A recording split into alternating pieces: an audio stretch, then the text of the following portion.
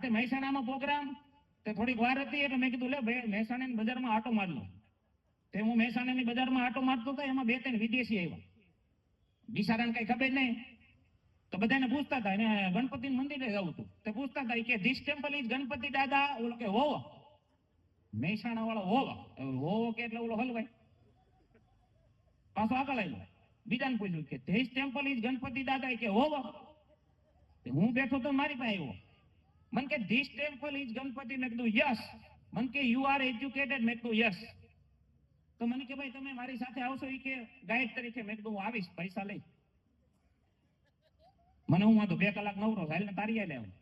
હાલ્યા જતા હતા તો સરસ મજાની જલેબીની દુકાન આવી, ફરસાણ વાળો જલેબી પાડતો સરસ મજાની.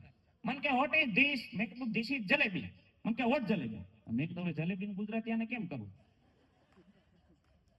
પછી મેં મારી રીતે કર્યું, મેં કીધું રાઉન્ડ રાઉન્ડ એન રાઉન્ડ, મેં કીધું this stop, this jalebi, oh yeah this jalebi, મેં કીધું આ જલેબી. સમજી ગયો, મેં કીધું હાલ હવે આગળ.